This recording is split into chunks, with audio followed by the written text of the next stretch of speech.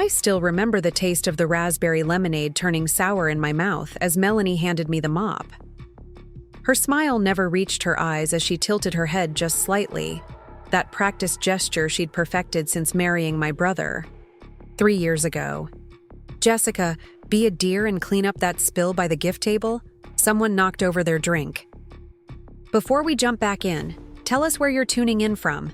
And if this story touches you, make sure you're subscribed, because tomorrow I've saved something extra special for you." The entire room seemed to freeze. 30 pairs of eyes darted between us.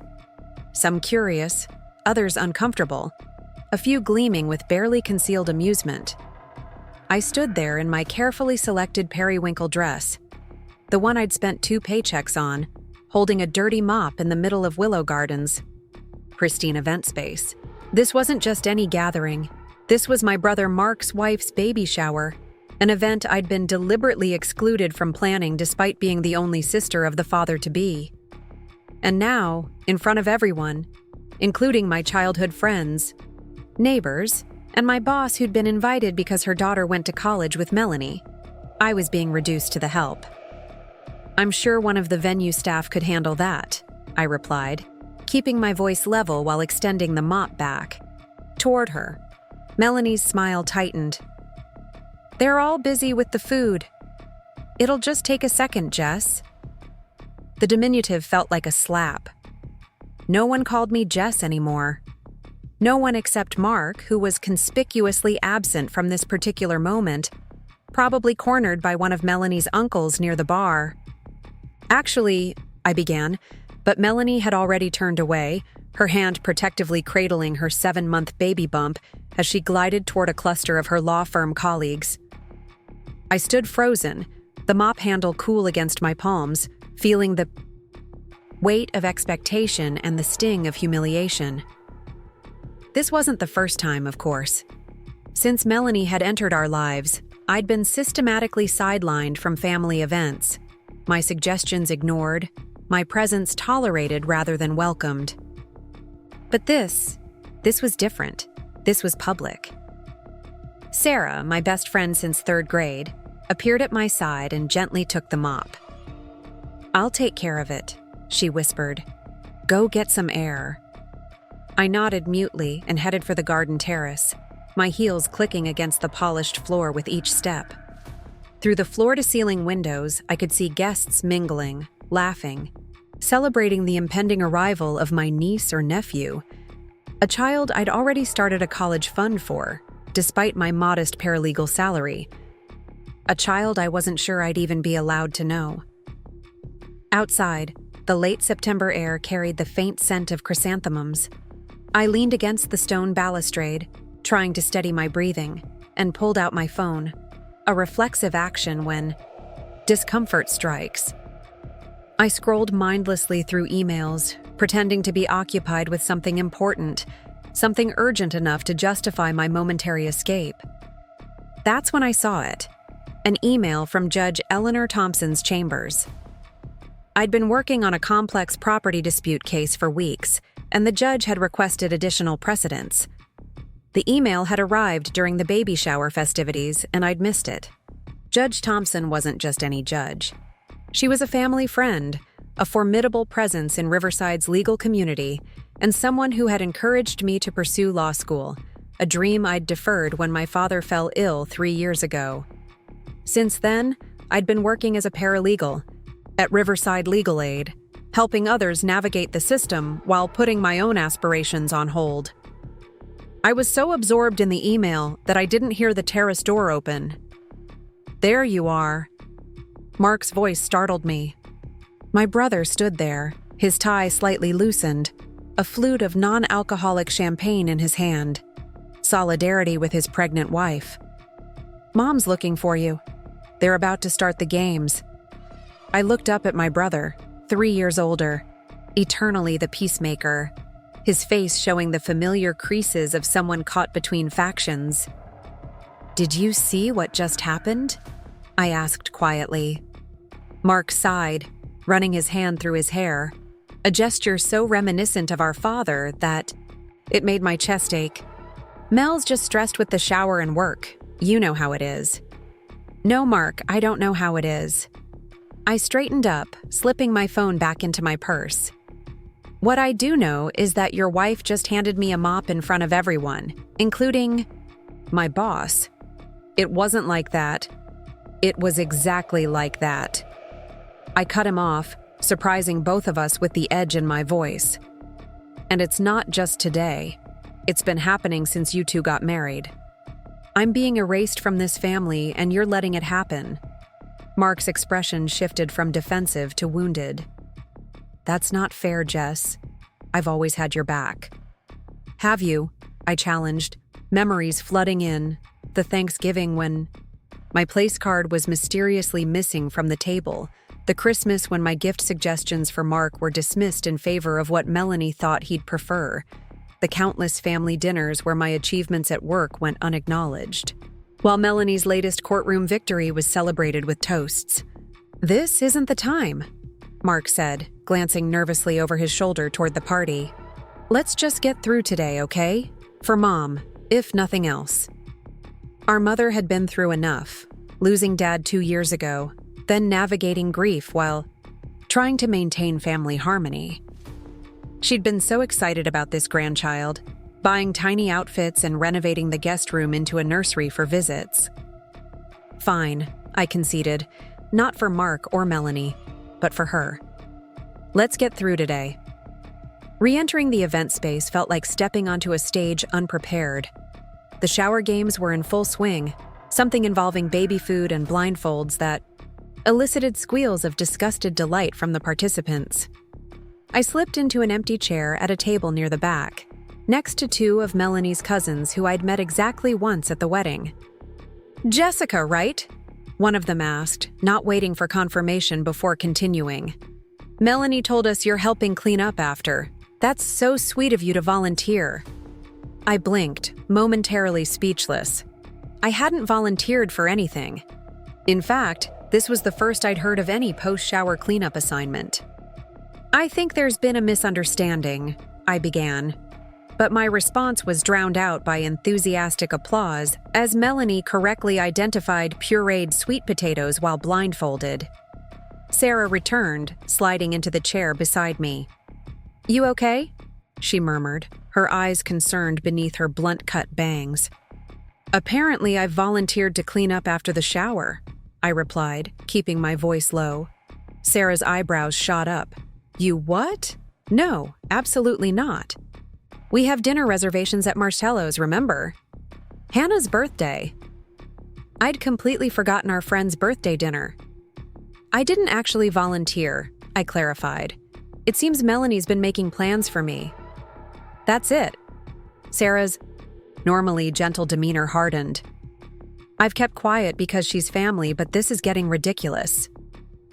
Don't make a scene, I pleaded, acutely aware of the eyes occasionally flicking in our direction. Not here. Then we'll leave, Sarah declared. Right after the gifts. Make an excuse about getting to Hannah's dinner early to help set up. I nodded, grateful for the escape plan. The next hour passed in a blur of pastel-wrapped packages, exaggerated coos over tiny clothes, and Melanie's perfectly practiced expressions of delight. I'd brought a set of classic children's books, each with a handwritten note inside the cover, messages of wisdom and love for my future niece or nephew to discover as they grew. When Melanie opened them, she barely glanced at the inscriptions, before setting them aside with a cursory, "How thoughtful," that felt anything but. Finally, as the gift opening wound down, I caught Sarah's eye. It was time to make our exit. I stood up, gathering my purse and the remains of a slice of cake I'd barely touched. Leaving so soon? Melanie's voice carried across the room, halting my retreat. But we haven't discussed the nursery painting party next weekend. I turned, confused. Nursery painting party? Didn't Mark tell you? Melanie's hand found her baby bump again, a gesture that had begun to seem less protective and more proprietary. We've decided to convert your old bedroom at your mom's house into the nursery. Since you have your own place now, it just makes sense. We're painting it next Saturday. My old bedroom, the room where I'd grown up, where my bookshelves still held my childhood treasures, where I still stayed occasionally when visiting Mom. The room I hadn't been consulted about repurposing. I wasn't aware, I said, feeling the eyes of everyone on me again. The silence in the room was suffocating. Well, you are now, Melanie replied with a tight smile. Preparing and narrating this story took us a lot of time, so if you are enjoying it, subscribe to our channel. It means a lot to us. Now back to the story. We'll need help moving everything out first, of course. Your stuff's been there for ages. 26 years to be exact. 26 years of memories, carefully preserved even after I'd moved into my own apartment. Dad had insisted on keeping my room intact. Always have a place to come home to, sunshine, he'd said. After his death, it had become even more sacred, a space where his presence still lingered. And now, without discussion, without warning, it was being erased. I have plans next weekend, I managed, though I had no idea if that was true. All I knew was that I couldn't bear to stand there and dismantle my own past on command. I'm sure you can reschedule, Melanie waved dismissively. It's for the baby, after all. There it was, the trump card, the unassailable argument, everything for the baby. Who could object to that without seeming selfish, petty, uncaring? I felt the familiar pressure building behind my eyes, but refused to give Melanie the satisfaction of seeing me cry. I'll check my calendar, I said non-committally, then turned to my mother who had been watching the exchange with anxious eyes. Mom, thank you for a lovely afternoon. I have to go. Hannah's birthday dinner. My mother looked torn, her joy at the impending grandchild tempered by awareness of the tension. Of course, sweetheart. I'll call you tomorrow. I made it to the parking lot before the tears came. Sarah, following close behind, wrapped her arm around my shoulders. She's unbelievable, she fumed. And your brother, what is he thinking? He's thinking about his child, I said, wiping my eyes with the back of my hand, and about keeping the peace. At your expense, Sarah pointed out. And what about your mom? Has she agreed to this room takeover? I didn't know. My mother, in her grief, had become conflict avoidant, yielding to Melanie's stronger personality in ways that would have been unthinkable when Dad was alive. She'd explained it away. Mark's starting his family now, that takes priority. But each concession seemed to embolden Melanie further.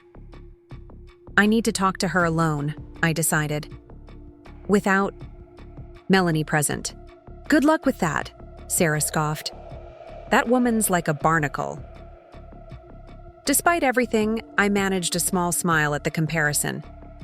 Let's just go to Hannah's dinner. I can't think about this anymore today. But as we drove away from Willow Gardens, I couldn't stop thinking about it, not just the mop incident or the room appropriation, but the pattern they represented. The subtle and not so subtle ways I was being pushed out of my own family narrative. And for what? Because Melanie saw me as competition? Because I reminded Mark of a time before her? Or was it something else entirely? The next morning, I woke to 3 missed calls from my mother and a text from Mark. We need to talk. Coffee at Riverbank Cafe? 10 a.m.? I texted back a simple okay and dragged myself out of bed. Sunday mornings had once been sacred in our family. Pancake. Breakfasts, the newspaper spread across the table, Dad's terrible jokes making us groan even as we laughed. Now, they were just another day to navigate the new family dynamics. Riverbank Cafe was busy, the weekend crowd lingering over lattes and brunch. Mark was already there, secured a corner table away from the main traffic. He stood when he saw me, an automatic gesture of courtesy instilled by our father. I ordered you a chai latte, he said as I slid into the seat across from him, and banana bread. Still your favorite, right? I nodded, touched by the small reminder that my brother still knew me, still cared in his way. "Thanks." An awkward silence stretched between us, filled with the ambient chatter of nearby tables and the hiss of the espresso machine. "About yesterday," we both started simultaneously, then stopped. Mark gestured for me to go first. "I'm not going." "To apologize for being upset," I stated quietly. "What Melanie did was humiliating. And the room situation. Mark, that's my childhood. You can't just erase it without even talking to me first." Mark had the grace to look ashamed. "The mop thing was out of line. I told Melanie that after you left." "And what did she say?" I asked, suspecting I already knew the answer. "She said she didn't mean anything by it, that she was just stressed and needed help." He fidgeted with his coffee mug. "And about the room. It wasn't my idea, Jess. But Mom agreed to it. She said she's excited to have a nursery for her grandchild." Of course she was excited about a nursery, but that didn't mean it had to be my room specifically. The house had other spaces. The office Dad rarely used, the finished basement that served mostly as storage now. "There are 4 bedrooms in that house," I pointed out. "Why mine?" Mark looked uncomfortable. "It has the best light, and it's across from Mom's room, so she can help with the baby when we visit." Practical reasons, logical reasons, reasons that completely dismissed the emotional significance of the space. And no one thought to discuss this with me before announcing it at the baby shower, in front of everyone. "I meant to tell you," Mark said, his voice tinged with genuine regret.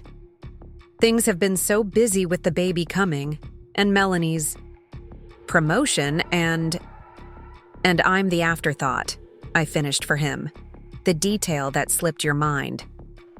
The chai latte arrived, along with a thick slice of banana bread. I wrapped my hands around the warm mug, needing something to hold on to. "It's not like that," Mark insisted. "You're my sister. You'll always be important to me." "Will I?" I challenged.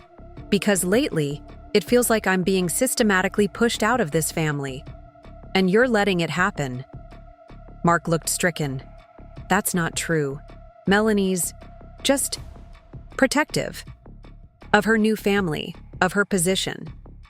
She doesn't mean to hurt you." "Intent doesn't negate impact," I quoted, a phrase Sarah often used in her work as a school counselor. "And the impact is that I feel unwelcome in my own family."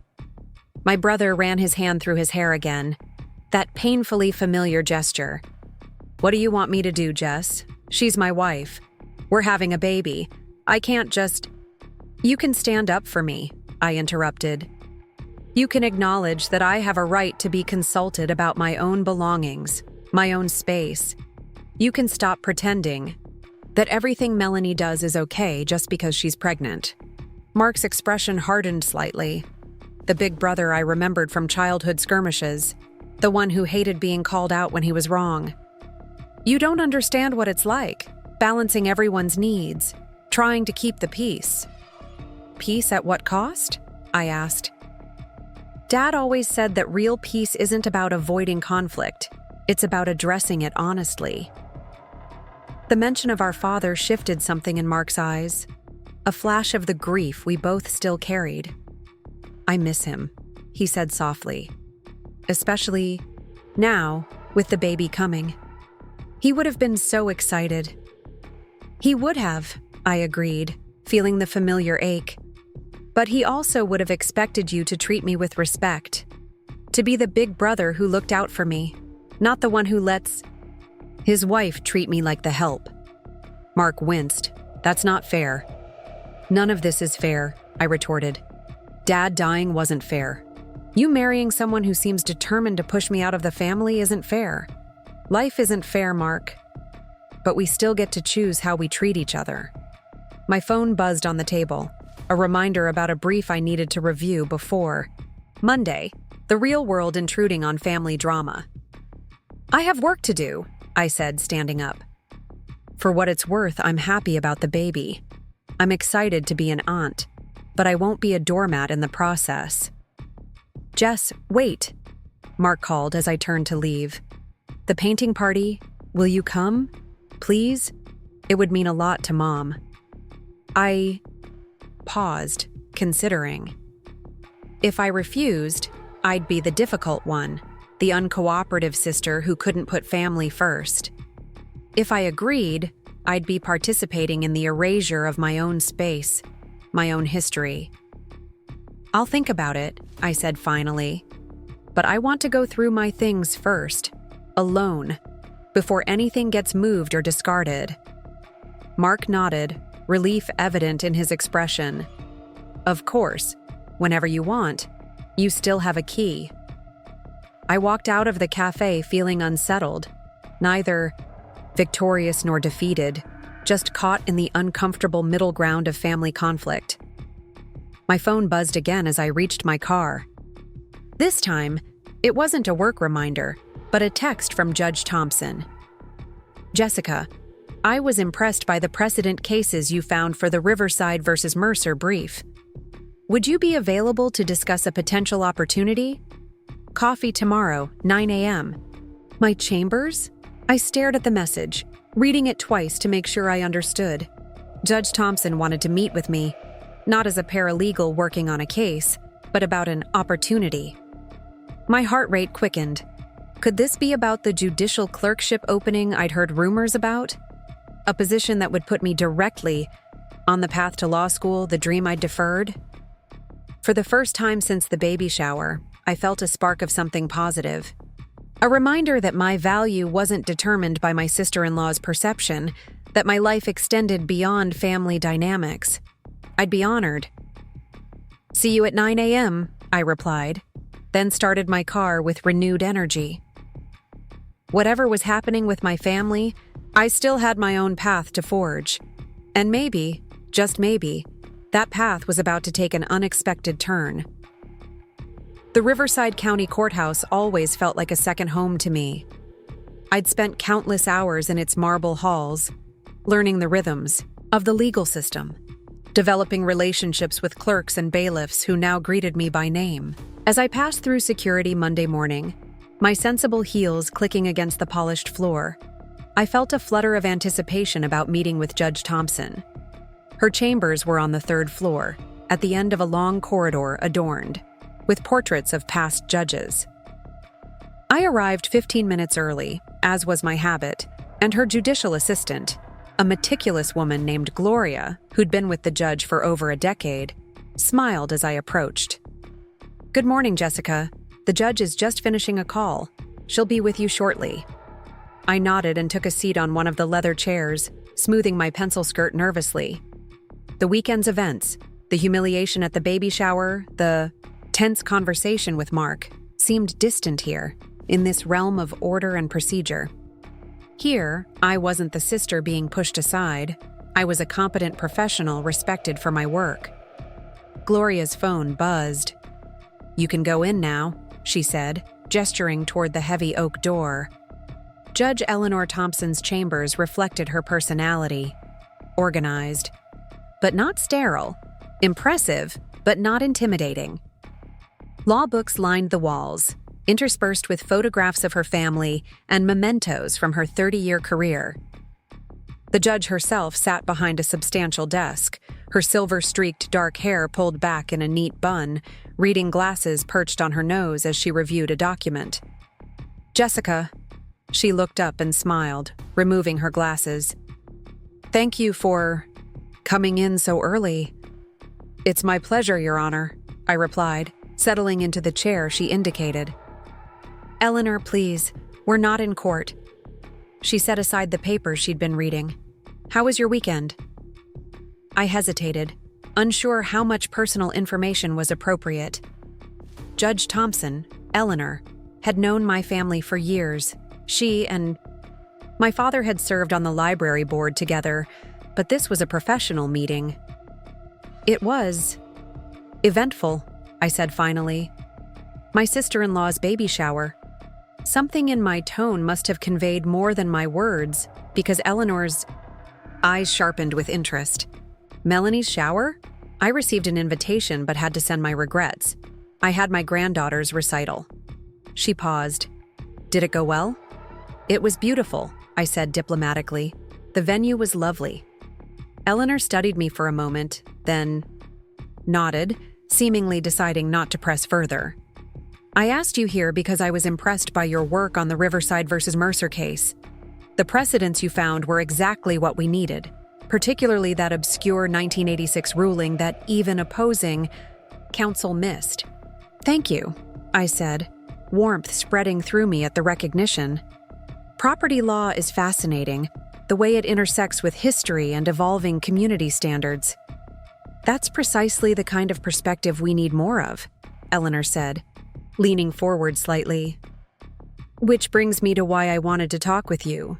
My current clerk, Natalie, is leaving in 3 weeks. Her husband's job is relocating them to Seattle. My heart skipped a beat.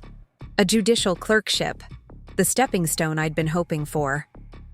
I need someone who can hit the ground running, she continued. Someone familiar with my courtroom, the county's procedures, and who has demonstrated attention to detail and sound judgment. Someone like me, I breathed before I could stop myself. Eleanor smiled. Precisely. The position would be for 1 year with potential for extension. It pays more than your current role at legal aid, and more importantly, it would give you invaluable experience if you still plan to attend law school. If I still planned to attend law school. The dream I'd put on hold when Dad got sick, when life became a series of hospital visits and insurance claims, when keeping my job at legal aid with its steady paycheck and health benefits became the practical choice. I do, I said firmly. It's always been the plan. Good, Eleanor nodded. Because I've taken the liberty of speaking with Dean Martinez at Riverside Law. She mentioned their part-time evening program might be perfect for someone in your situation, working as a clerk while beginning legal studies. I sat very still, absorbing the implications. A clerkship with Judge Thompson, law school at Riverside. Not the prestigious out-of-state program I'd once dreamed of, but a solid regional school with strong local connections. A path forward that didn't require abandoning my responsibilities.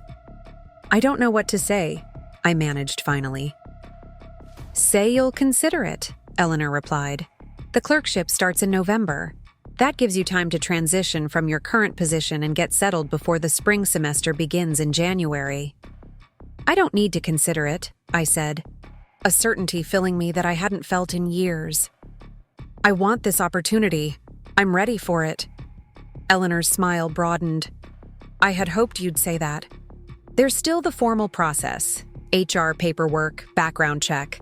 But consider this position yours, Jessica. We spent the next half hour discussing specifics, salary, hours, expectations. By the time I left her chambers, I felt lighter than I had in months. The weekend's drama receded further, replaced by a growing excitement about this new chapter. As I walked to my car, I called Sarah, unable to contain the news. A clerkship? With Judge Thompson? She exclaimed after I explained. Jess, that's incredible. And potentially law school in the spring, I added, still hardly believing it myself. I always knew you'd find your way back to it, Sarah said, her voice warm with pride. Your dad would be so proud. The mention of my father brought a familiar ache, but it was tempered now by something else. A sense that I was finally honoring his belief in me. I wish he could see it, I said softly. He is seeing it, Sarah insisted. Somewhere. I smiled at her steadfast certainty. I should call Mom, tell her the news. Definitely. Want to celebrate tonight? Drinks at Harlow's? Absolutely. 6 o'clock? We confirmed plans, and I ended the call feeling buoyant.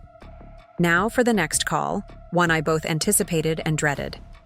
My mother answered on the second ring. Jessica, I was just thinking about you. How was your meeting? I took a deep breath. It was amazing, Mom. Judge Thompson offered me a clerkship. It starts in November, and she's even talked to Riverside Law about their part-time program. A clerkship? Oh, sweetheart. Her delight was palpable, even through the phone. Your father always said you'd make a brilliant lawyer. This is wonderful news. Thanks, Mom. I hesitated, then added, I thought maybe we could celebrate. Dinner tonight? Just the two of us? There was a slight pause. Tonight? Oh, Jessica. I wish I could. Melanie and Mark are coming over to look at paint samples for the nursery. You know, for next weekend's painting party. And just like that, reality intruded on my moment of triumph. The nursery. My room. I see, I said, trying to keep disappointment from my voice. Another time, then. Why don't you join us? She suggested brightly. You could help pick the colors. It would mean a lot to Melanie, especially after your disagreement at the shower.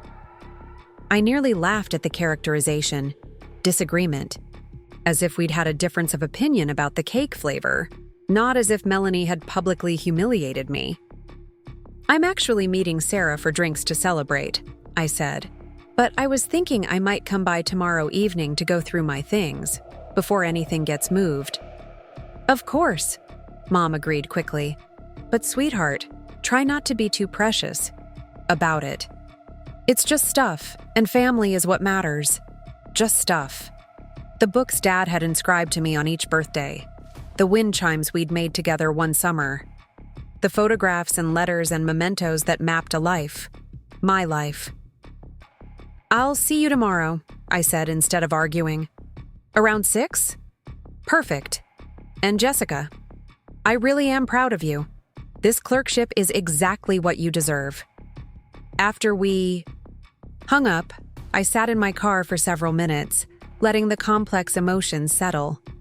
Joy about the clerkship, anticipation about law school, heard about my mother's casual dismissal of my attachment to my childhood room, and underneath it all, a simmering frustration about how easily my achievement had been sidelined by nursery paint samples.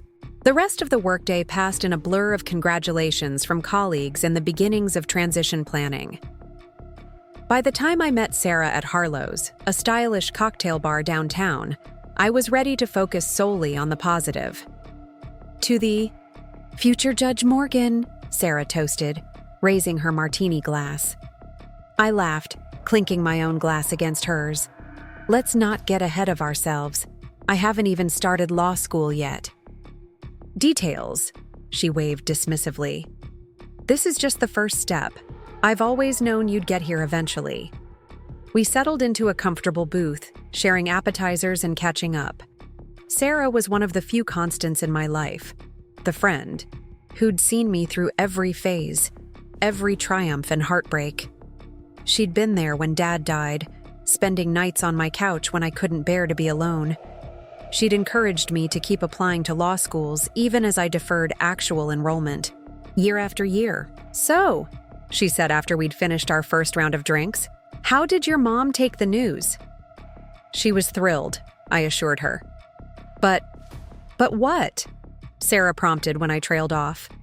But then she immediately pivoted to talking about paint samples for the nursery, with Mark and Melanie.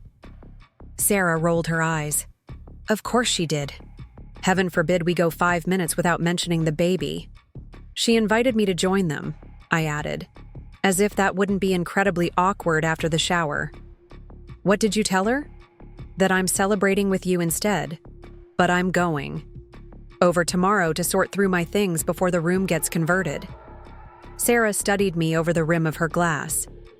How do you really feel about them taking your room? Honestly?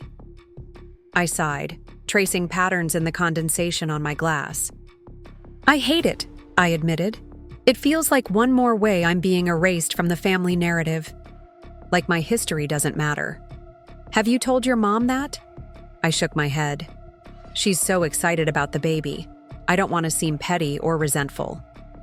It's not petty to want your memories respected, Sarah pointed out. There are other rooms in the house. Apparently mine has the best light, I said, making air quotes. Convenient, Sarah remarked dryly. And what does Mark say about all this? I shrugged. He's caught in the middle, as usual, trying to please everyone. And ending up pleasing no one. Sarah, who had known my brother almost as long as she'd known me, nodded understandingly. Classic Mark, always the diplomat, never the advocate. Our conversation drifted to other topics. Sarah's latest dating disaster, office gossip, plans for the upcoming holiday season. But as the evening wore on, I found myself increasingly preoccupied with thoughts of the next day's task, sorting through my childhood belongings, deciding what to preserve and what to let go. Tuesday arrived with a steady drizzle that matched my mood.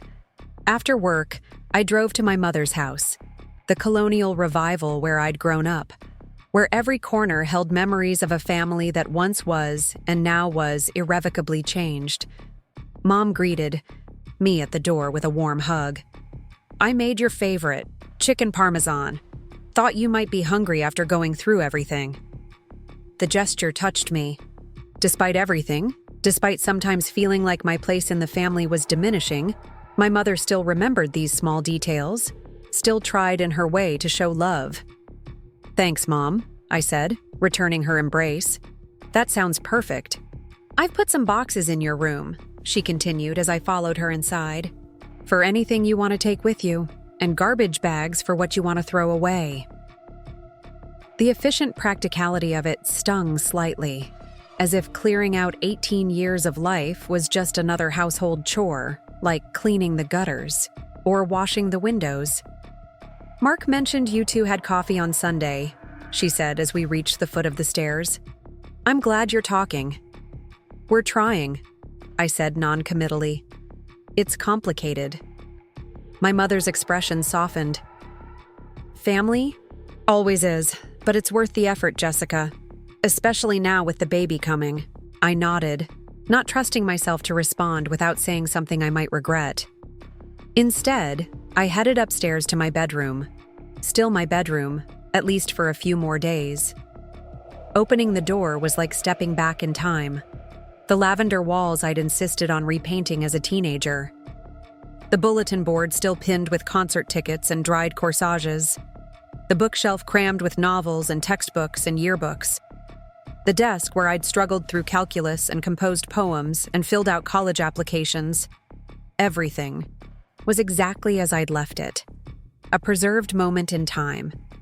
And now it was all to be boxed up, put away, painted over as if it had never existed. I sank onto the edge of my bed, running my hand over the quilt my grandmother had made for my 16th birthday. Where would this go in my small apartment? Where would any of it go? A knock at the open door startled me. My mother stood there, a cup of tea in her hands. Thought you might need this, she said, setting it on the nightstand. It's overwhelming, isn't it? A little, I admitted. There's so much history here. She sat beside me on the bed, her weight familiar and comforting. I felt the same way when we cleared out Grandma's house after she died, like we were erasing her. But then I realized we were just making space for new memories, not destroying the old ones. This is different, I said softly. Grandma was gone. I'm still here. My mother took my hand in hers. Jessica, look at me. I turned to meet her, gaze so similar to my own. You will always have a place in this family. Always. But your place isn't this room anymore. It's in the life you're building, the career you're creating. Your father and I always raised you to fly, not to stay in the nest. I know that, I said, blinking back sudden tears. But it feels like I'm being pushed out, not flying out. My mother's brow furrowed. Is this about Melanie? About what happened at the shower? I hesitated, then decided honesty was necessary. Partly. She's made it clear since day one that she sees me as competition for Mark's attention, for your attention. And instead of addressing it, everyone just accommodates her, including you, Mom. She looked startled, then thoughtful. I didn't realize you felt that way. I thought I thought I was helping by trying to keep the peace. Peace at what cost? I echoed the question I'd asked Mark. My mother sighed, deeply. Your father was always better at navigating these waters. Since he's been gone, I've just tried to hold everyone together however I could. I know, I said gently. And I've tried to make it easier for you. But I can't keep pretending everything's okay when it isn't. She nodded slowly. You're right. And I haven't been fair to you. She squeezed my hand. I should have talked to you about the room before agreeing to convert it. I should have stood up for you more with Melanie. The validation was unexpectedly powerful. For months, I'd wondered if I was overreacting, being too sensitive. Hearing my mother acknowledge the reality of the situation felt like a weightlifting. Thank you for saying that, I managed. So what do we do now? She asked. I glanced around the room at the life it represented. Now I pack what's important to me, and we move forward, but with clearer boundaries. My mother smiled tentatively. I can help, if you want. Together, we began the process of sifting through my past, deciding what to keep, what to store, what to let go. Each item prompted a story, a memory shared between us. My father's presence seemed to fill the room as we worked, his voice almost audible in the spaces between our conversations. 3 hours later, we'd filled 4 boxes with items I wanted to keep at my apartment and labeled 6 more for storage in the attic. What remained was a carefully curated collection of items that could stay, photographs that could be hung elsewhere in the house, books that could join the family library, a few special pieces that could be incorporated into the nursery design. Mom? I said as we sealed the last box. Would it be okay if we kept Dad's reading chair in here? For the nursery? It's where he used to read to me every night, and I like the idea of the baby having that connection to him. My mother's eyes filled with tears. I think that's a beautiful idea. Perfect, actually. We carried the boxes downstairs, stacking them by the front door to load into my car later. The chicken parmesan had long since gone cold, but Mom reheated portions for us, and we sat at the kitchen table, tired but satisfied with our progress. I forgot to ask, she said suddenly, about your meeting with Judge Thompson. Tell me more about this clerkship. And so I did, explaining the details of the position, the possibilities it opened up, the part-time law school program that would finally put me on the path I'd delayed for so long. November, she mused when I'd finished. That's not much time to prepare. I know. I'll need to give notice at legal aid, find someone to take over my cases, pack up my office.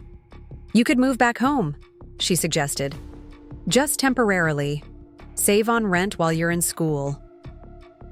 The offer was tempting from a financial perspective. Law school, even part-time, wouldn't be cheap. But after everything we'd just discussed, the idea of moving back, especially with the nursery situation, felt complicated. I appreciate that, Mom. Let me think about it. She nodded, understanding in her eyes. The offer stands, whatever you decide. I'm so proud of you, Jessica. Your father would be too.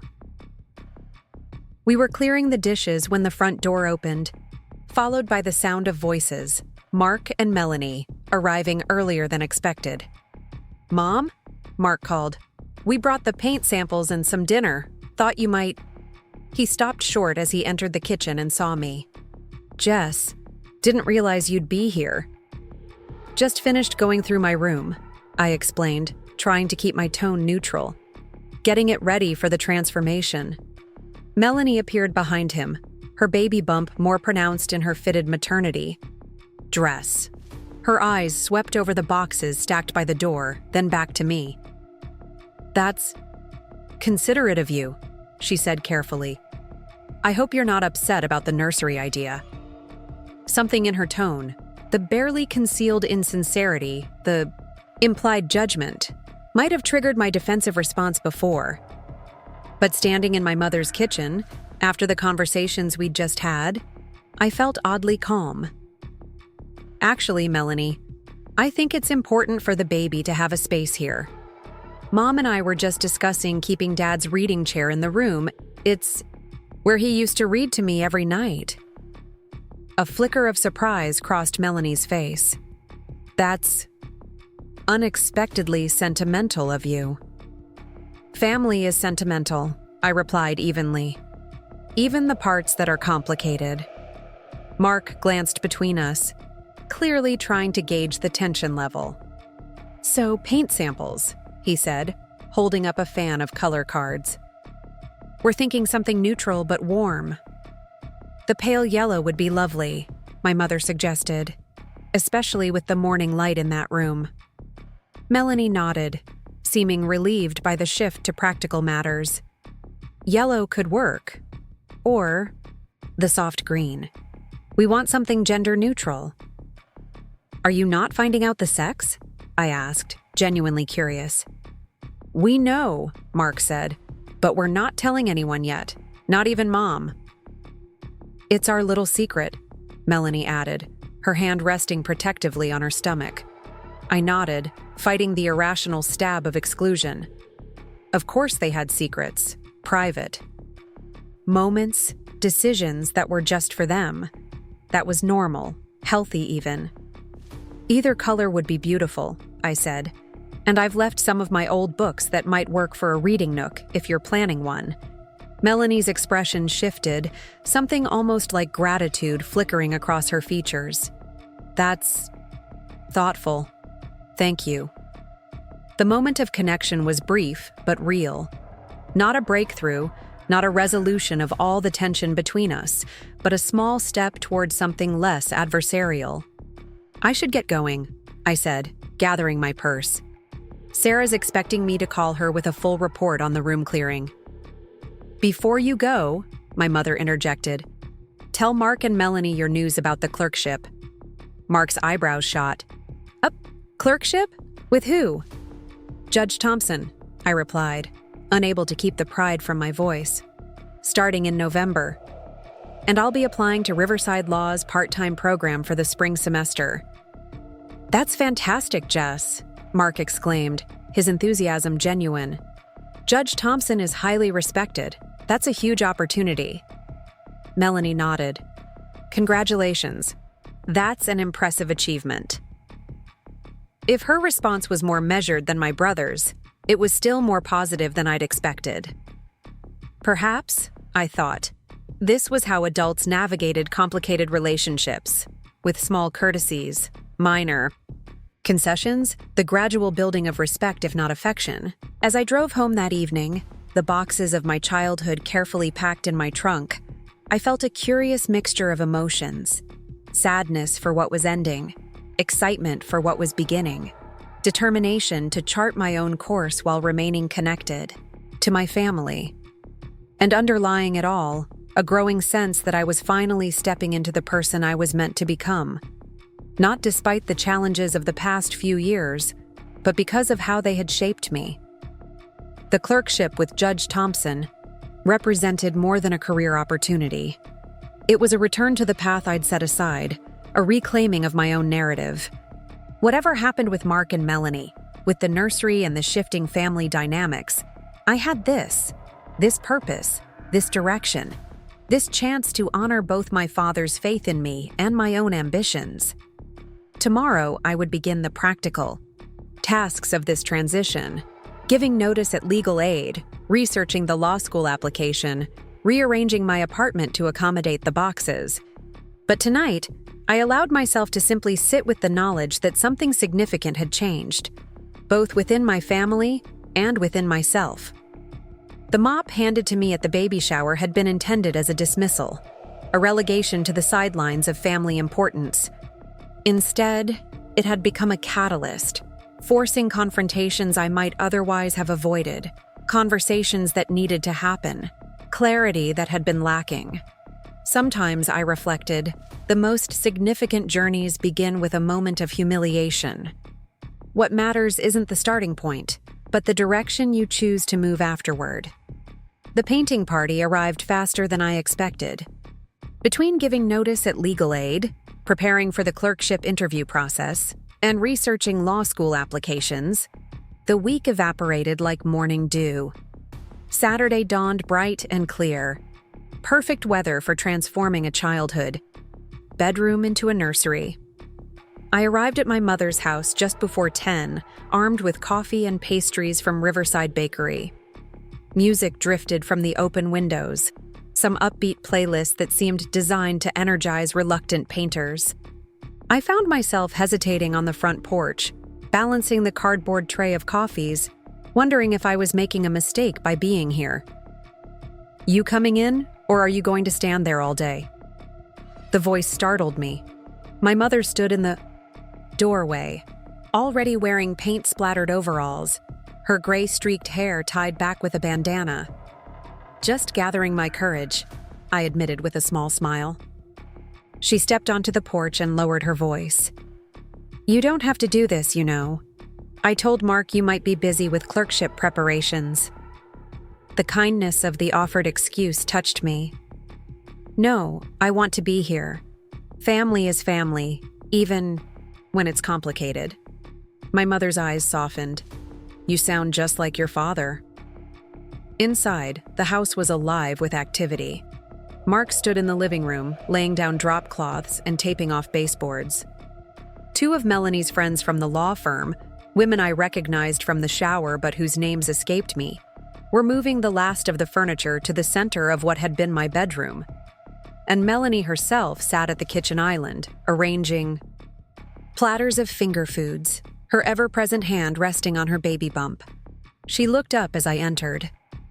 "Jessica, you came." Her tone was neutral, giving nothing away. "I brought reinforcements," I replied, setting down the coffee tray.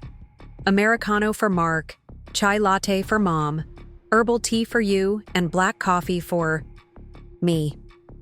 Melanie blinked, clearly surprised that I'd remembered her drink order. "Thank you.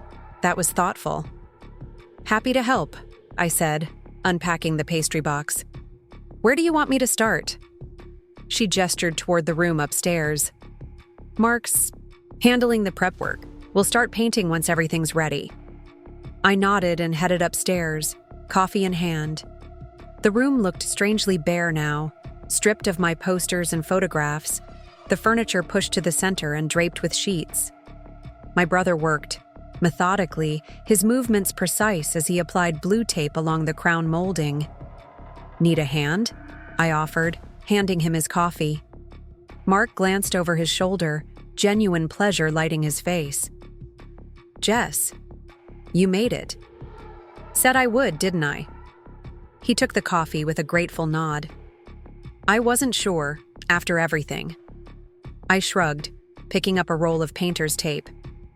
"It's just a room, right?" Mark gave me a long look. "Is it?" "No," I admitted. "But it can be. For the baby. For your niece," he said quietly. Then, realizing what he'd revealed, his eyes widened. "Don't tell Melanie I let that slip. She'll kill me." "A girl," I smiled, feeling an unexpected surge of emotion. Dad would have adored a granddaughter. "Yeah," Mark's voice roughened. "He would have." We worked in companionable silence for a while, falling into the easy rhythm we'd developed during childhood projects. My brother had always been the careful one, methodical in his approach while I was more spontaneous. But we'd balanced each other well, his caution tempering my impulses, my enthusiasm pushing through his hesitations. "I heard about the clerkship," he said eventually. "Mom said it's with Judge Thompson." "Starting in November," I confirmed, "if all the paperwork goes through." "It will," he said with certainty. "Judge Thompson has always thought highly of you. She used to tell Dad how you had a natural legal mind." This was news to me. "She did?" Mark nodded. "At those boring library fundraisers. She said you asked questions most people never thought to consider." The idea that Judge Thompson had been noticing my potential long before I realized it myself made the opportunity feel even more significant. Not just a job offer, but the culmination of years of quiet observation and belief. And law school too, Mark continued. You're finally doing it. Part-time, I qualified. It'll take longer, but at least I'm starting. Dad would be proud, he said, echoing our mother's sentiment from days earlier. He always knew you'd make it happen eventually. The mention of our father hung in the air between us, both comforting and painful. His absence felt particularly acute in these milestone moments, achievements he should have witnessed, changes he would never see. What about you? I asked, steering us towards safer conversational ground. How's the architectural firm doing? Mark had joined a prestigious downtown firm after getting his master's degree, specializing in sustainable urban planning. It had been his dream since childhood, when he'd spend hours building elaborate structures with blocks and Legos. Busy, he replied. We're pitching for the new community center project next month. If we get it, it'll be my first lead design. That's fantastic, I said sincerely. The one by the river? He nodded, a spark of excitement in his eyes. We're proposing a completely solar-powered facility with rainwater collection systems and community garden spaces. Sounds exactly like what you've always wanted to design. It is, he admitted, though finding the time to work on the proposal with the baby coming. He trailed off, glancing toward the hallway where Melanie's voice drifted up from below. It's challenging. I recognized the careful wording, not a complaint, but an acknowledgement of reality. Parenthood will change everything, I said, but you'll figure it out. You always do. We'll see, he replied, a hint of uncertainty in his voice that seemed uncharacteristic of my usually confident brother. Sometimes I wonder if I'm ready for all this. The responsibility. The vulnerability surprised me. Mark rarely admitted doubts, especially to me. No one's ever completely ready, I said. But if anyone can handle it, you can. He shot me a grateful look. Thanks, Jess. By the time we finished prepping the room, Melanie's friends had carried up the paint cans and supplies. The soft yellow color she'd selected, Buttercream Dream according to the label, was warm and gentle, perfect for a nursery. All right, painters, my mother announced from the doorway. Lunch is ready downstairs. Eat first, then we paint. The kitchen was filled with the scent of my mother's homemade vegetable soup and fresh bread. We gathered around the table. Mark, Melanie, her two friends Angela and Diane, my mother and me, passing dishes and making small talk. The conversation flowed more easily than I'd expected, centered around neutral topics like neighborhood updates and the upcoming fall festival. Jessica's starting a judicial clerkship with Judge Thompson, my mother announced during a lull, pride evident in her voice. All eyes turned to me. Angela, who I now remembered was a junior associate at Melanie's firm, looked impressed. With Judge Thompson? That's quite a get. She's known for being incredibly selective about her clerks. And exacting, Diane added. Her expectations are legendary. I'm up for the challenge, I said, feeling slightly uncomfortable under their scrutiny, but also pleased by the professional recognition. You've worked with her before? Melanie asked, seeming genuinely curious. I nodded. On several cases, through legal aid. Most recently, the Riverside property dispute. The heritage zoning case? Angela's eyebrows rose. I read about that ruling. It established an important precedent for historical preservation requirements. That was Jessica's research, my mother interjected, unable to contain her pride. She found the precedent cases that influenced the decision. Mark smiled at our mother's enthusiastic endorsement. Mom's planning to attend all your law school graduations and frame every certificate you ever receive. Everyone laughed, the tension that had simmered beneath the surface momentarily dispelled by familial affection. Even Melanie smiled, though her eyes remained watchful, assessing. After lunch, we returned upstairs to begin painting.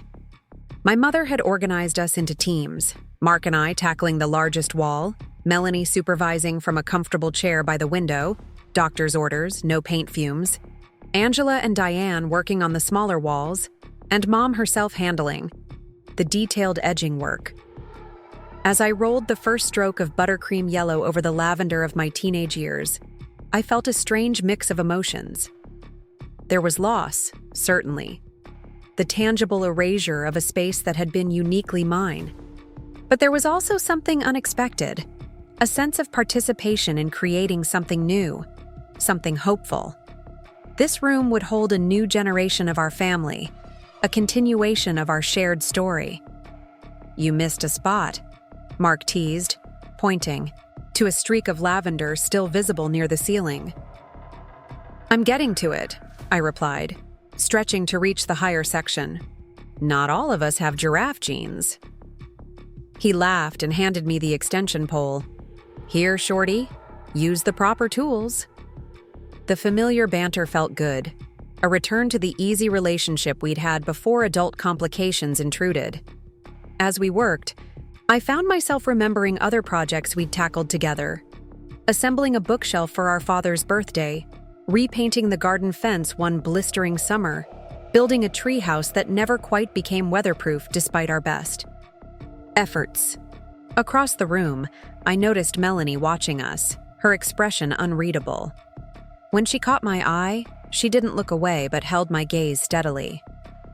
"Jessica," she said, her voice carrying over the music and conversation. "I think your father's chair would look perfect in that corner. By the window, where the morning light is best." The deliberate acknowledgement of my suggestion from earlier in the week felt like an olive branch, small but significant. "That was exactly what I was thinking," I replied. "Perfect for reading. Stories." She nodded, one hand absently caressing her stomach. "I want her to grow up loving books. Mark says that's a family tradition worth keeping." "It is," I agreed, thinking of the nightly ritual with our father, the stories, the voices he'd create for different characters, the way he'd answer every question no matter how tangential. Some of my best memories. For a moment, something like understanding passed between us. Two women with different places in the family but a shared value. Not friendship, not yet, but a recognition of common ground. The afternoon passed quickly, the room transforming with each brushstroke. By 4 o'clock, we'd completed the first coat on all walls, the yellow brightening the space in a way that made it feel both fresh and welcoming. "It looks beautiful," my mother declared, stepping back to admire our work. "Absolutely perfect for a nursery." "It does," I agreed, surprising myself with the sincerity of the sentiment. "The light in here has always been special." Melanie nodded. "That's why we chose this room. It feels peaceful." We began cleaning up, washing brushes and securing paint cans for the second coat tomorrow. I wouldn't be joining them. I had law school application forms to complete and an apartment reorganization project to tackle. But I'd done what I came to do, participated in the transition, helped create the new space, begun to redefine my place in the family constellation. As I was gathering my things to leave, Melanie approached me in the hallway, away from the others.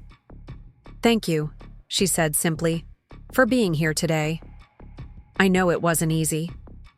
The acknowledgement caught me off guard. "It matters to Mark," I said, after a moment. "And to Mom.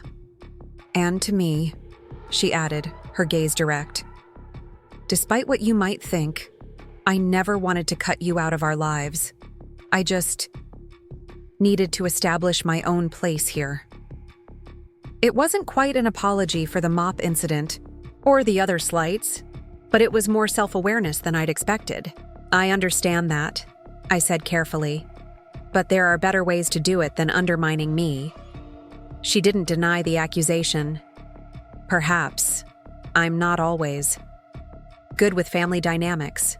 Only child, competitive profession." She hesitated. "I've never had a sister before. by blood or marriage. I'm still learning how it works. The admission of vulnerability seemed genuine, not enough to erase the history between us, but enough to suggest the possibility of a different relationship moving forward. "Well," I said, "you're about to have a daughter. That's another kind of female relationship to navigate." Melanie's expression softened, her hand finding its familiar place on her stomach. "Yes, and I want her to have what I didn't. Close, family, cousins someday, an aunt who can offer perspective beyond her parents." An aunt. The word resonated, reminding me that whatever tensions existed between Melanie and me, there was a child coming who would connect us irrevocably. A niece who would know me not as her mother's rival, but as a presence in her own right, if I chose to be that presence. "I'd like that," I said quietly, "to be part of her life." "Good," Melanie replied. Then, with the pragmatism that probably served her well in court, she added, "We should get coffee sometime. Just the two of us, clear the air properly." "I'd like that," I repeated, meaning it more than I would have thought possible a week ago. As I drove home that evening, I felt a subtle shift in my perspective. The nursery painting hadn't been the painful erasure I'd feared, but rather a conscious participation in change. I was helping create space for the future while preserving what mattered from the past. My father's chair, my books, the essence of what the room had always been, a place filled with love and possibility. The next morning, I tackled my apartment, reorganization with renewed energy. The boxes from my childhood room needed homes, and my small one-bedroom didn't have much space to spare. I began by clearing out my own closets and shelves, donating clothes I no longer wore and books I'd never read again. Making space, just as my mother had suggested, not by erasing history, but by curating it more intentionally. As I unpacked my childhood treasures, I found myself separating them into 3 categories: display, storage, and sharing. Some items, like the snow globe collection my father had built for me during his business trips, deserved to be seen daily, reminders of love and connection. Others could be carefully stored, preserved, but not necessarily visible. And some, I realized, might best serve their purpose by being passed on to my niece when she was old enough, continuing their story through another generation. The thought of this little girl, this new person who would share our blood and history, made the nursery conversion feel different. Not an erasure of my past, but an evolution of our family's future. The room that had nurtured me would nurture her, carrying forward the legacy of love and security my parents had created. My phone rang just as I was carefully arranging the snow globes on a newly cleared bookshelf. Judge Thompson's name appeared on the screen. "Jessica," she greeted me when I answered. "Hope I'm not interrupting your weekend." "Not at all, you're Eleanor," I corrected myself. "Just doing some reorganizing." Good. Listen, I have some news. HR has expedited your paperwork. They can have you start October 15th instead of November, if that works for you. Natalie's husband got an earlier start date in Seattle. 2 weeks sooner than expected. My mind raced through the implications. Giving notice at legal aid earlier, accelerating my transition plans, possibly even submitting my law school application for an earlier review. "That would be perfect," I said decisively. "The sooner I can start, the better." "Excellent. I'll let them know. And Jessica? I've spoken with Dean Martinez again. She's agreed to review your application personally, given the circumstances. With your LSAT scores and my recommendation, I think we can count on a January start date for your first semester." The pieces were falling into place with a speed that felt both exhilarating and slightly overwhelming. After years of delay and detour, my path was suddenly clear and accelerating. "I don't know how to thank you for this opportunity," I said. "No thanks necessary," Eleanor replied briskly. "Just excellence in the work. And Jessica, I know you've had a difficult few years. Your father's passing, putting your own plans on.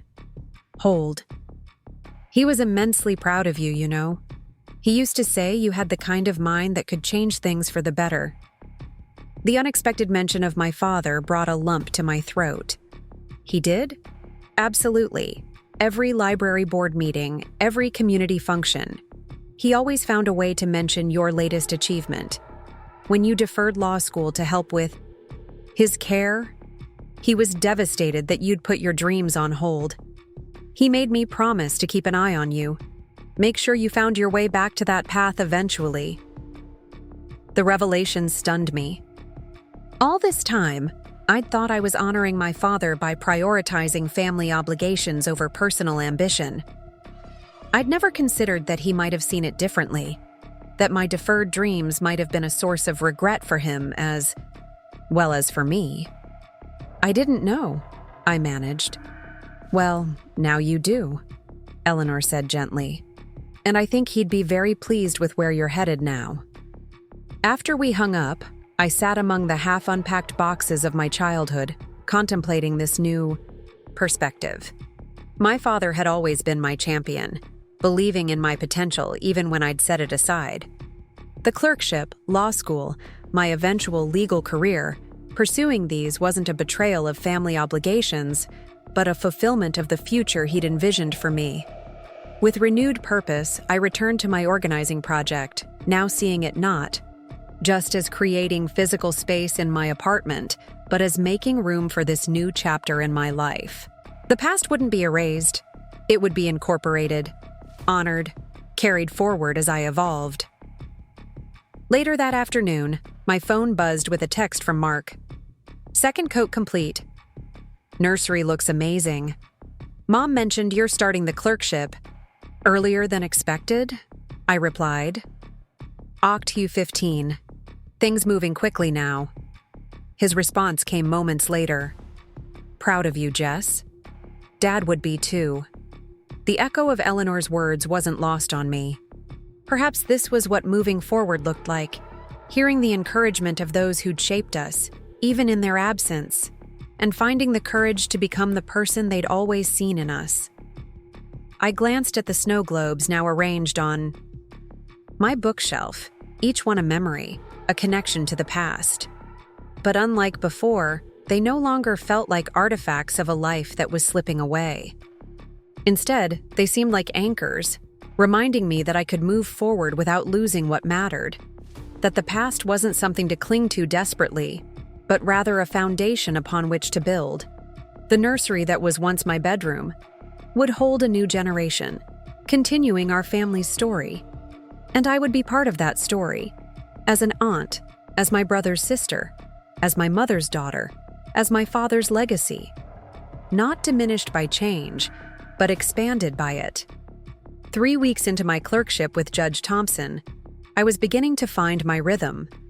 The hours were long, the work demanding, but in a way that stimulated rather than drained me. Each morning, I arrived at the courthouse before sunrise, reviewing case files while the building was still quiet. By the time Eleanor, as she insisted I call her in chambers, arrived at 8, I'd have prepared briefs on the day's docket, highlighting precedents and potential issues. You're making Natalie look positively leisurely, Eleanor remarked one morning as she reviewed my analysis of a complex insurance dispute. And she was the most efficient clerk I've ever had. I'm trying to justify your faith in me, I admitted. Eleanor peered at me over her reading glasses. Jessica, I wouldn't have hired you if I had any doubts about your capabilities. You don't need to prove yourself by working yourself to exhaustion. It's not that, I explained. I genuinely love the work. After years of feeling stuck, it's exhilarating to be challenged this way. She studied me for a moment, then nodded. I understand that feeling. Just remember that even the most rewarding work requires balance. Burnout helps no one, least of all the people whose cases we're adjudicating. Her concern touched me. In many ways, Eleanor had begun to fill a mentorship role that reminded me of my father, not replacing him, but offering a similar kind of guidance and perspective that I'd missed terribly since his death. I'll keep that in mind, I promised. though my social calendar isn't exactly overflowing these days. Still no coffee with your sister-in-law? Eleanor asked, surprising me with her recall of a detail I'd mentioned weeks ago. Not yet. She's been on bed rest for the last week, some concern about her blood pressure. The baby's fine, I added. Quickly, just precautionary. And how are you feeling about the impending arrival? I considered the question carefully. Excited, actually, more than I expected to be. We had our moments of tension, Melanie and I, but the nursery project helped. We've reached a kind of understanding. Family is complicated, Eleanor observed, especially when it's expanding. New roles to negotiate, old patterns to reconsider. Speaking of new roles, I said, eager to shift the conversation away from my personal life, I received my admission letter from Riverside Law yesterday. I'm officially enrolled for the spring semester. Eleanor's face lit up. That's wonderful. News, Jessica. We should celebrate. I was thinking of having a small dinner at my place this weekend. Nothing elaborate, just a few friends. Would you and Richard be interested in joining us? We'd be delighted, she replied warmly. What can we bring?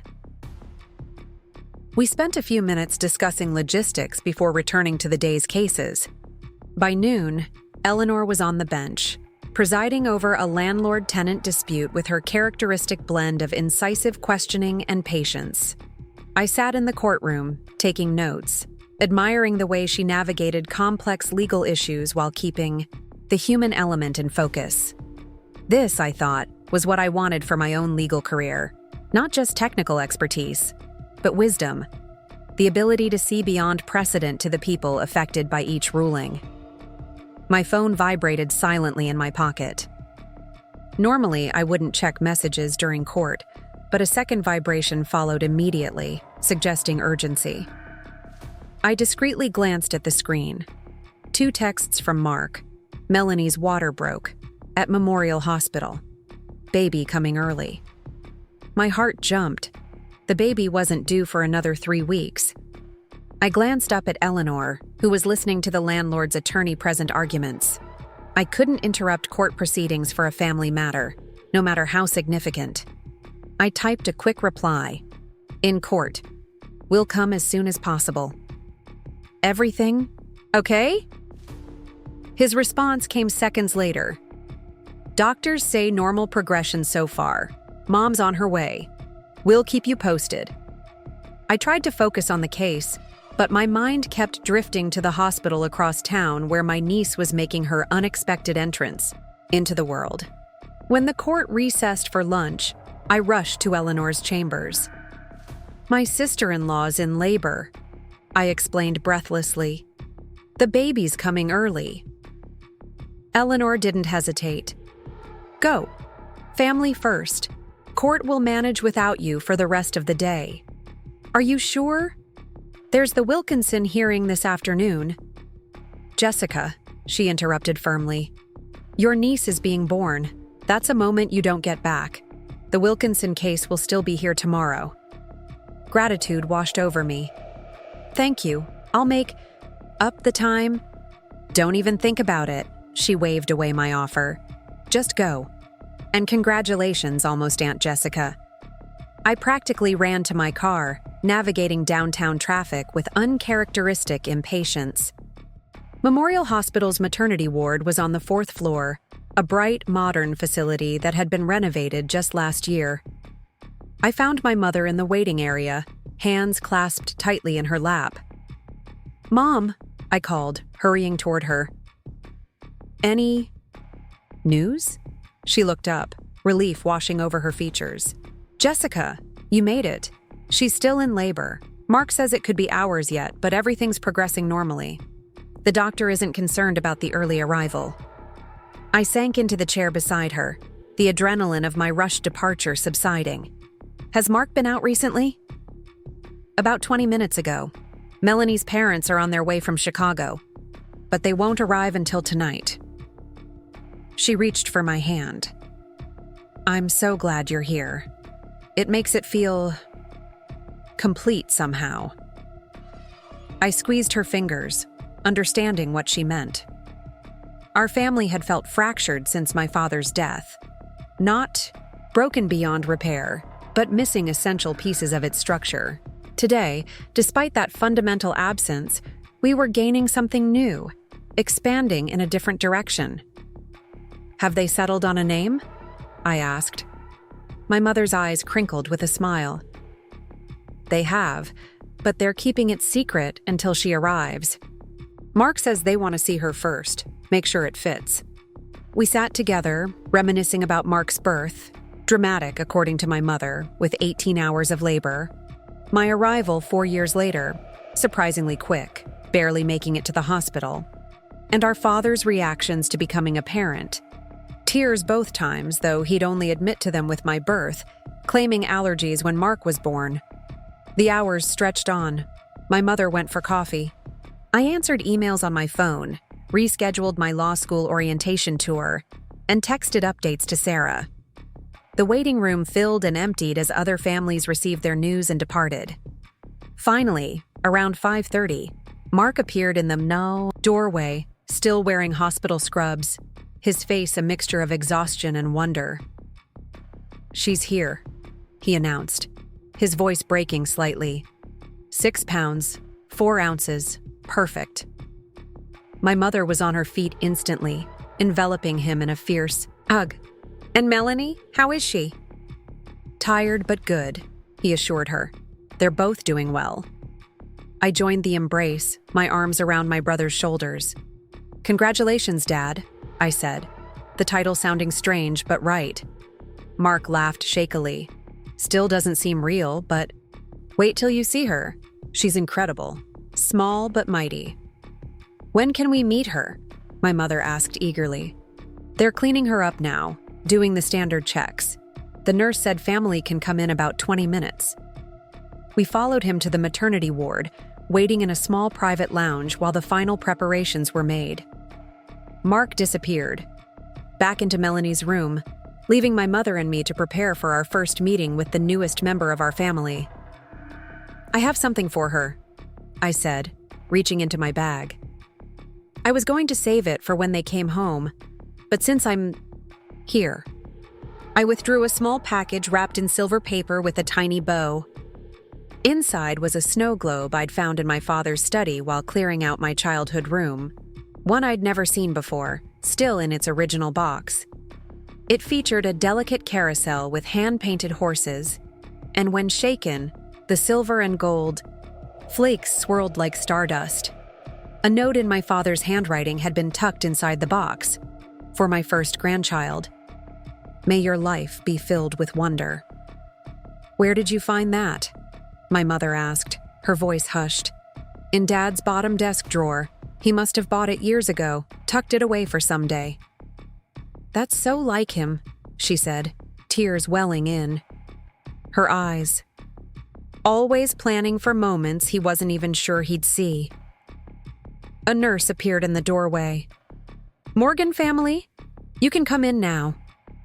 Melanie's room was dimly lit, a peaceful contrast to the bright fluorescence of the hospital corridor. She sat propped up in bed, looking exhausted but radiant, cradling a tiny bundle wrapped in a soft pink blanket. Mark perched beside her, one arm protectively around her shoulders, gazing down at his daughter with unabashed adoration. "Mom, Jess," he said softly, looking up as we entered. "Come meet Eleonora Grace Morgan." "Eleonora?" I repeated, the significance of the name immediately apparent. Melanie nodded, her eyes meeting mine. "After Judge Thompson.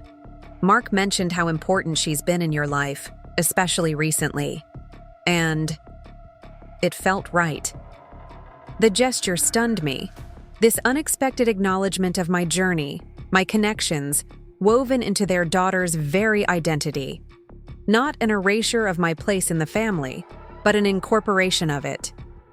"Eleanor will be so honored," I managed, emotion thickening my voice. "We're calling her Nora for short," Mark added. "Would you like to hold her?" Before I could answer, he was carefully transferring the tiny bundle into my arms. I looked down at my niece for the first time. Her delicate features, the wisp of dark hair, the perfectly formed fingers that curled reflexively around my thumb when I offered it. "Hello, Nora," I whispered. "I'm your Aunt Jessica." Something profound shifted inside me as I held her.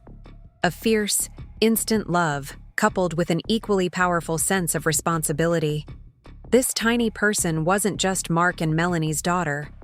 She was part of me too, a continuation of our shared history, a repository for future stories and traditions.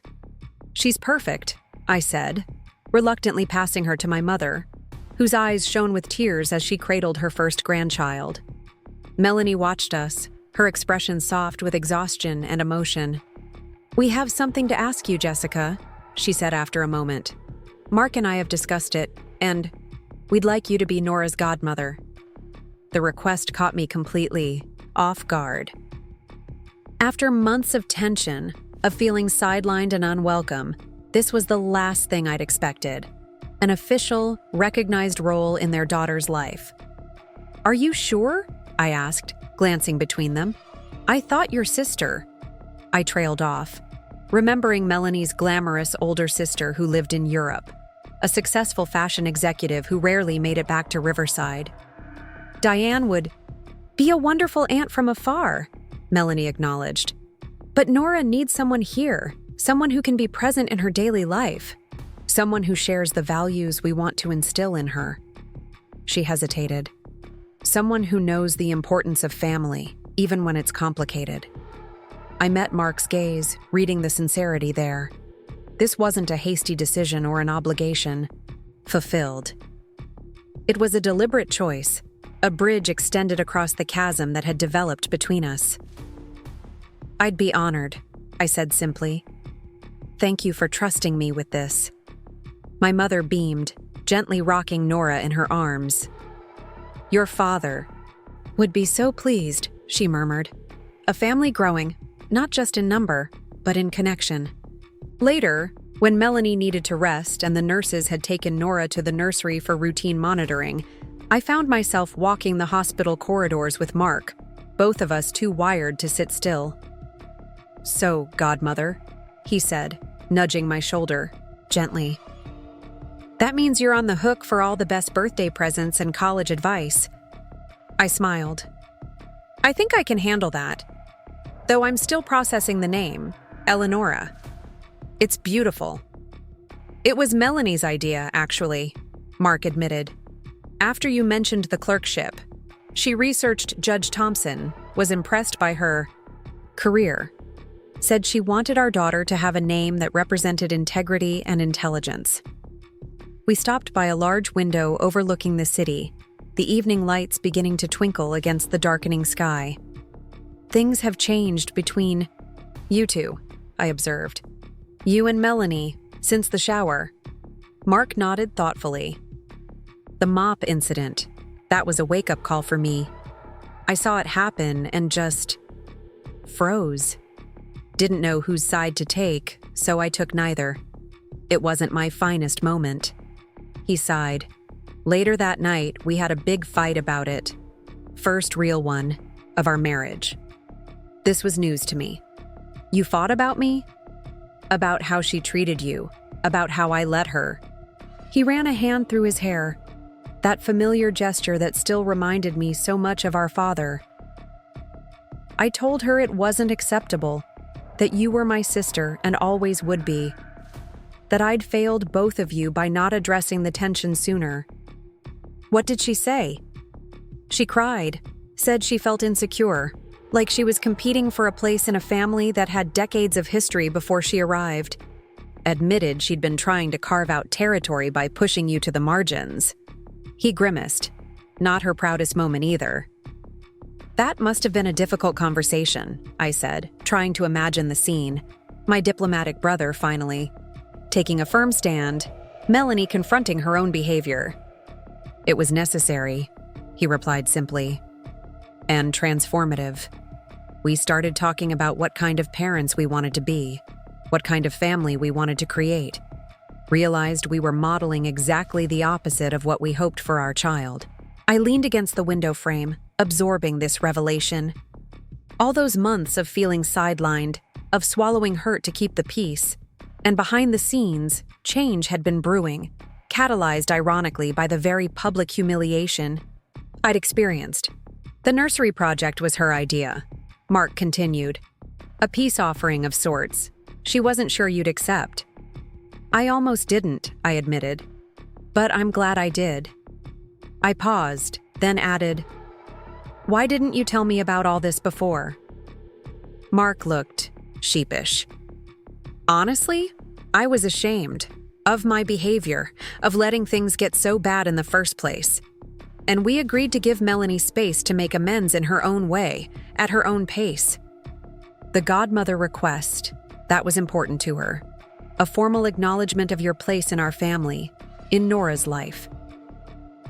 We stood in companionable silence for a while, watching the hospital staff move efficiently through their evening routines, other families celebrating their own momentous occasions. "You know," I said eventually, "for months I've felt like I was being erased from this family. But today, holding Nora, hearing her name, being asked to be her godmother, it feels like I'm being written back in, but in a new chapter." Mark smiled, a hint of our father's warmth in his expression. "The old chapter was pretty good, though." "It was," I agreed. "But maybe this one will be too. Just different." We made our way back to the maternity ward, where our mother was gathering her things, preparing to leave for the night. Melanie's parents had arrived, jet-lagged but exhilarated, hovering outside the nursery window to get their first glimpse of their granddaughter. "You'll come back tomorrow?" Mark asked as we walked toward the elevator. "Try to keep me away," I promised, though I'll have to juggle it with court. Judge Thompson's been incredibly understanding today, but there's a major case tomorrow. "Bring her with you when you visit next," he suggested. "I think she'd like to meet her namesake." The thought made me smile. Eleanor meeting tiny Eleonora. These two significant parts of my life intersecting in an unexpected way. I'll ask her. She'll be touched. Outside, the October night was crisp, stars visible despite the city lights. My mother hugged me tightly before we parted ways in the parking lot. "It feels like a full circle moment," she said. "All of us together for this new beginning." "Not all of us," I reminded her gently, the absence of my father still a tangible thing on this family milestone. She touched my cheek, her eyes sad but serene. "He's here in his way, in Mark's mannerisms, in your determination, in that snow globe you found, in Nora's future, even though they'll never meet."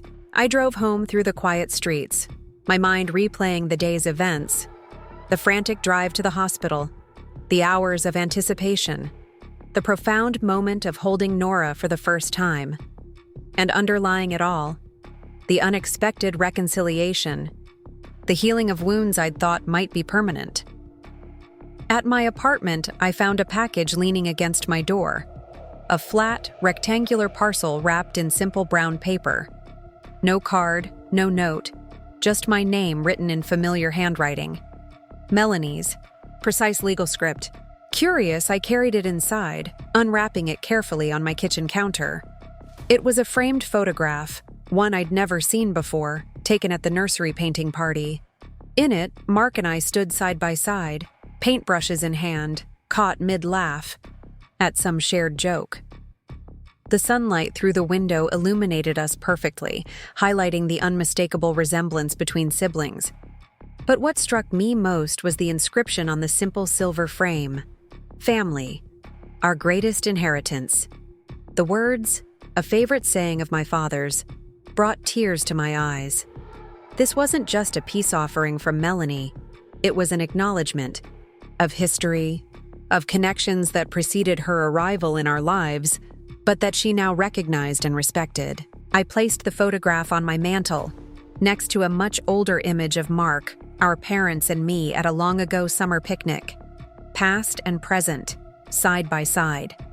Not one replacing the other, but both existing in meaningful conversation. My phone chimed, with a message from Eleanor. Looking forward to dinner Saturday. Richard's making his famous tiramisu. P.S. How's the new arrival?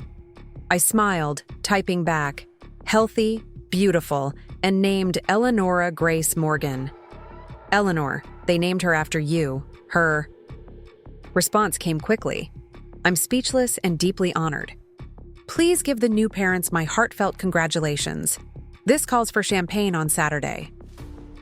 As I prepared for bed, exhausted but content, I realized that the mop incident at the baby shower, a moment that had felt so humiliating, so diminishing, had inadvertently set in motion a series of events that led to greater understanding and connection. The very thing designed to reduce me had ultimately expanded all of us. Sometimes, I reflected, sliding between cool sheets, our most painful moments become catalysts for necessary change. The mop had been handed to me as a symbol of servitude, of relegation to the margins of family importance. Yet from that moment had grown new awareness, difficult but honest conversations, and ultimately, a more authentic relationship between all of us. Not perfect. There would still be missteps and misunderstandings, old patterns reasserting themselves in moments of stress, but fundamentally changed, with clearer boundaries and greater respect. A family evolving, making room for new members while honoring its foundations. I fell asleep thinking of tiny Eleanora Grace, so new to the world yet already helping to reshape it, at least our small corner of it. Her arrival hadn't erased the complications of family dynamics, but it had reminded us of something essential: that love, when genuine, has an inexhaustible capacity to expand. Up next, you've got 2 more standout stories right on your screen. If this one hit the mark, you won't want to pass these up. Just click and check them out.